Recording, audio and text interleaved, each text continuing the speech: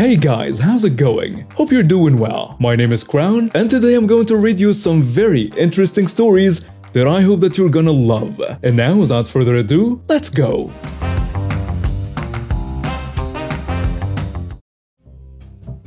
Well, this happened about 5 or 6 years ago. For some context, my neighbor, we will call him Chester, is your stereotypical weekend outdoor man type. He owns at least 10 different baseball caps and they all have camo on them. He is one of those. He drives a Jeep, which will be important later, and usually spends his weekends either hunting, fishing, or prepping for when the bombs drop. I tried to explain to him once that we were within a fallout range of a major city, so if it got hit, we'd be screwed either way. But whatever, everyone needs a hobby and some people collect canned peaches. 2 weeks before the revenge, I came outside to see my car had a broken window on the passenger side, and that part of the frame was dented just above the door handle. I can tell immediately from the size and shape of the dent exactly what it was from. As I said, my neighbor Chester drives a Jeep, and mounted on his front grille is a cable winch he uses for pulling stumps or whatnot. It juts out almost 1.5 feet in front of the bumper and is made of solid metal. Anyone with a picture of the winch and the shape of the dent in my car could see us hide that crap just from eyeballing it.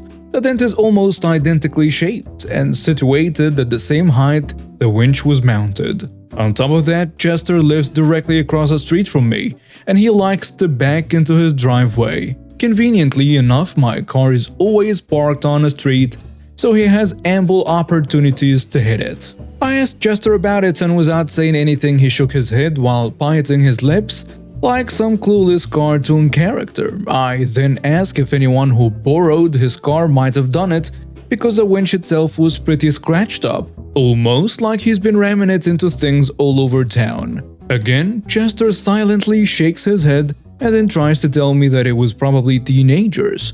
No exposition, mind you, he just blamed it on teenagers. I was fuming but kept my composure and went home to call the police and my insurance company to report it. I managed to get a competent police officer who told me point blank that it was clear what happened, but without a witness it would be pointless to try and prove it. The insurance agent was equally certain of Chester's guilt, but ended up recommending I pay out of pocket for the repair. Since I was parking on a street, it was a factor the insurance company might use against me if I filed a claim. When it came time for them to recalculate and adjust my monthly rate, I could see a significant increase. A few hundred out of pocket right now could save me several hundred a year going forward if my rate was increased due to my own negligence, which is what the claim would unfortunately be categorized as. Raw deal for sure, but at least he was honest with me. Fast forward to 2 weeks later, Chester and his family are going up north to rough it in nature for a week, and despite my cold attitude towards him in recent days, he asks me to keep an eye on his house while he's gone, since I'm the only person in a neighborhood that he trusts apparently. I agreed to do it, not because I had any type of revenge in mind, but because he gifted me a large case of beer for my service. His one request was that I call him if we have any extreme weather because he'd need me to check on something. 2 nights after he left, we had a nasty storm. Wind, hail, and even a few rolling blackouts. The next morning I called Chester to ask what he needed me to check on, but he didn't answer. Knowing Chester, he'd probably set up camp in some rural part of America with no damn cell phone service, even though he asked me to call him if this happened. After a few failed attempts, I went over to his house to inspect for any potential issues that might have arisen from the weather. I figured he was probably worried about his garage flooding, since his yard was frequently a moat after heavy rain. I went into the garage and there was no flooding. Something caught my eye immediately.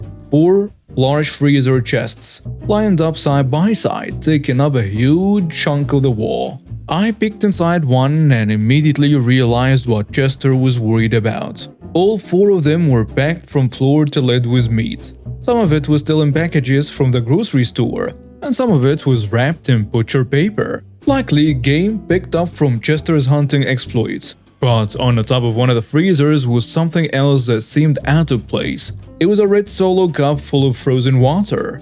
with a penny sitting on top. I thought that was weird, then dismissed it immediately, but curiosity got the better of me later that day when I got home.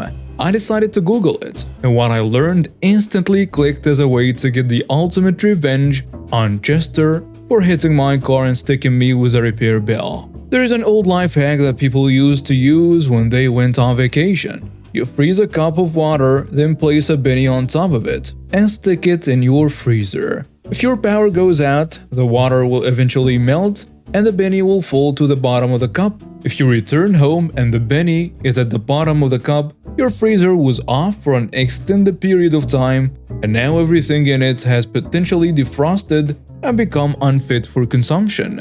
I immediately got up and ran back to Chester's garage to scoop out the legitimacy of my nefarious deed. As luck would have it, Chester's circuit breaker was hidden behind a tool shelf, not directly visible to the naked eye. Who put a shelf in front of a circuit breaker? Chester, of course. So I promptly took the cup out of the freezer and sat it on Chester's Porsche and let it get a little sun. After a few hours, the ice had melted enough that the penny slipped right to the bottom of the cup. I then put the cup back in the freezer, being very careful to position it exactly where it was when I took it out before moving on to the last phase of my insidious plan. I started blowing up Chester's phone with calls and frantic text messages. "Chester, where is your circuit breaker? I can't find it, and your power is off.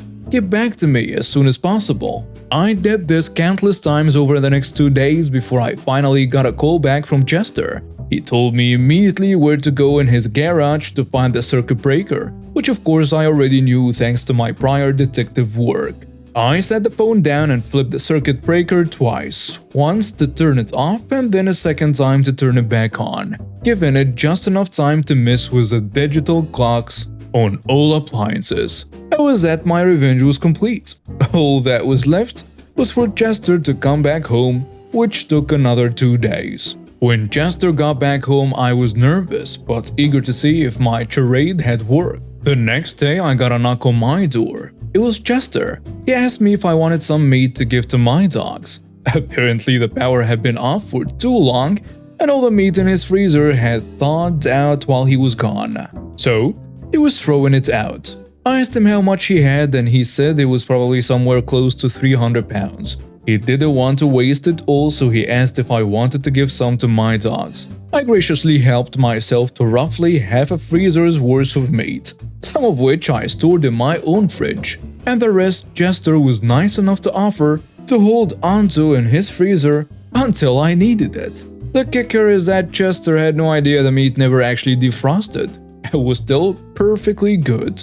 That night I helped myself and my dogs to a couple of nice steaks, courtesy of old Chester himself, who was still busy walking the neighborhood, unloading the tainted meat on anyone who had a cat or dog that might want it. It was at least 4 or 5 months before me and my dogs went through all the meat Chester had given us. I don't know if I made all my money back for the repairs on my car, but I didn't have to buy any meat for many a fortnight. It is. I realized after I posted this that I have been living where I am now for at least 10 years. So this was probably 11 or 12 years ago, not 5 or 6 or anything like this. My bad. Hey there. So I'm just an average teen girl. Well, at least until that fateful day when everything went topsy-turvy. It all started a few weeks ago when I had a little accident and ended up fracturing my leg. Yep, just the usual run-of-the-mill stuff, right? Anyway, this accident basically meant I was confined indoors for what felt like forever. After what felt like an eternity of Netflix, homework, and more boredom than I thought was humanly possible, I decided to brave the outside world on my crutches. Gosh, it felt amazing to get some fresh air, and I decided to pass by my favorite store.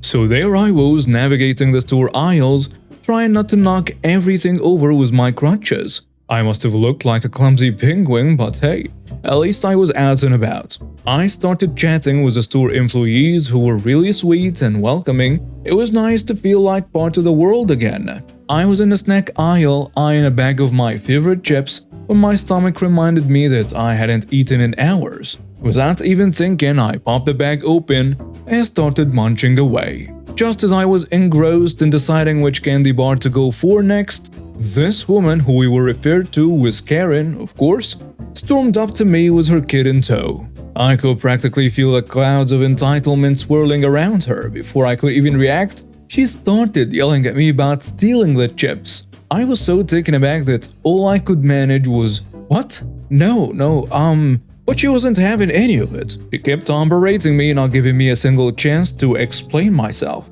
I tried to calmly tell her what's happening here, but she was having none of it. She had made up her mind and wasn't about to let facts get in the way. I was getting increasingly frustrated and upset, my heart racing as I tried to defend myself. And then, just when I thought things couldn't get any worse, her kid, her entitled spawn, decided to join the fun. The little devil grabbed one of my crutches, and before I could even react, I lost my balance. As if the humiliation of stumbling in front of an audience wasn't enough, Karen decided to take things up a notch. She actually took hold of my other crutch and pushed me to the ground. I couldn't believe it. I fell on my face. Here I was with a fractured leg, and she was shoving me like I was a rag doll. I was down on the floor, shocked and in pain, while she ranted about how she was going to teach me a lesson. I tried to scoot away, but my leg was killing me, and she sealed it by sitting on top of me to prevent me from going anywhere. And that's when it happened. My saving grace. Out of nowhere, this giant of a man appeared. I'm talking 6'8", muscles bulging and tattoos that made him look like a real-life superhero. My jaw practically dropped as he grabbed Karen's collar and yanked her away from me. With a single powerful swing, he moved Karen aside and she crashed into a shelf, sending cans of food burying her under. The kid was bawling at this point after seeing his mom getting tossed around like that. Serves him right. The next thing I knew, he was crouching next to me asking if I was okay. I managed to not feeling a strange sense of safety despite the chaos around us. He scooped me up and carried me to the store's office. But wait, here is the thing.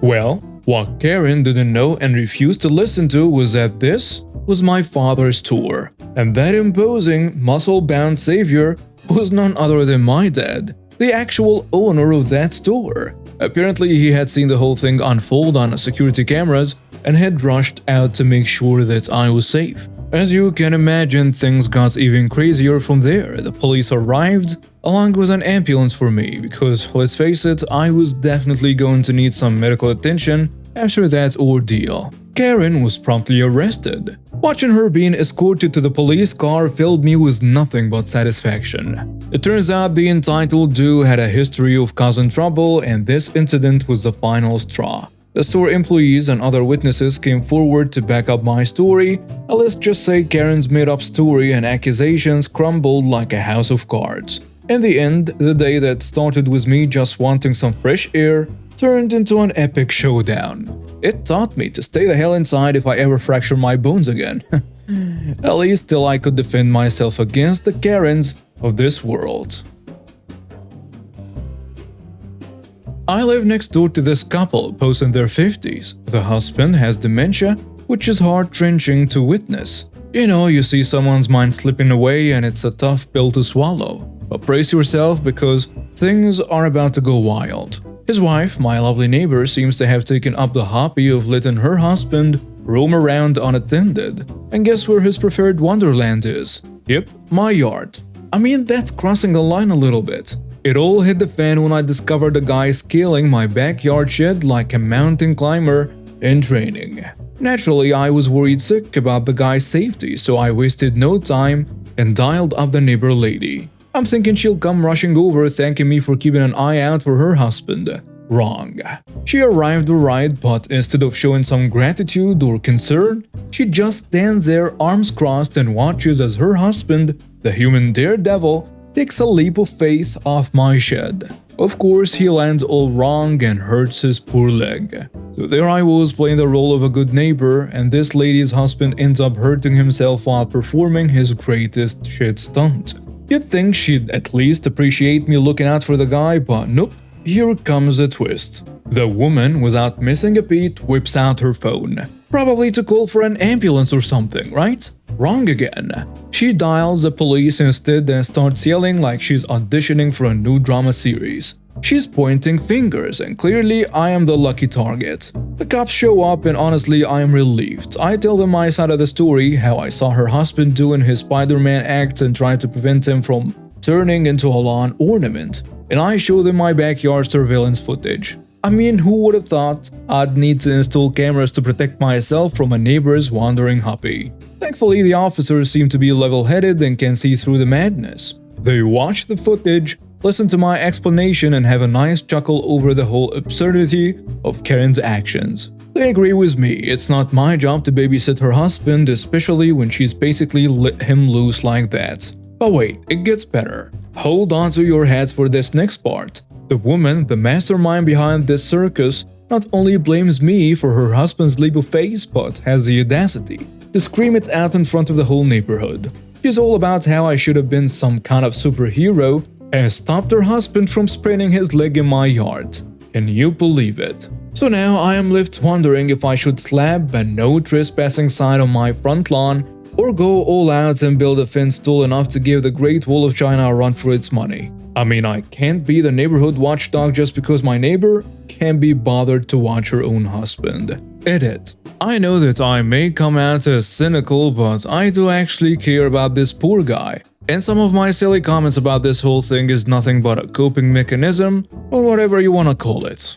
Anyways, what do you guys think about this? And now with some comments on a post. Someone says, I honestly hope they consider reaching out to Adult Protective Services because their neighbor with dementia seems to be in a situation that's far from ideal. It could very well be that the neighbor's wife is feeling lost in the face of her husband's illness and just doesn't know how to handle it alone. Either way, APS might be able to provide some guidance. I mean, who's accustomed to telling a grown man not to play the king of the shed? Sometimes you don't realize how out of your depths you are until you're faced with these bizarre situations, or until you fully grasp the extent of their illness. It is tough to brace yourself for the reality of a person who, despite all appearances, isn't the same autonomous adult you remember when their brain starts to betray them. Another commenter adds, I take care of my father with Alzheimer's. At this point, I can still let him do quite a bit. But if he were at the stage this woman's husband is at and I just let him wander around, I deserve to have Adult Protective Services called on me. If she cannot handle taking care of him anymore, she needs to find a place for him where they can, because he is at stage where he's a danger to himself. A third commenter goes with, you're obviously not in the wrong and your neighbor was very wrong in trying to lay blame on you. Please bear in mind though that this lady also needs support. I have worked doing dementia therapy as part of my job for many years now and have seen the devastation it wreaks on the family and friends of the patient. Unless she's shown entitled behavior before, I would put this down as someone who is in need of support and guidance regarding her husband's condition. I am sure neither of them expected to have this diagnosis in their 50s, although obviously it does happen as it's generally an old person's disease. She needs help to help him. Doesn't sound as though she's managing. It's not your responsibility to give her or them that help, of course, but it might be worth asking her if she has any relatives who are helping. Calling whatever your version of adult social care is a correct thing to do, but I definitely wouldn't rule out chatting with her a bit.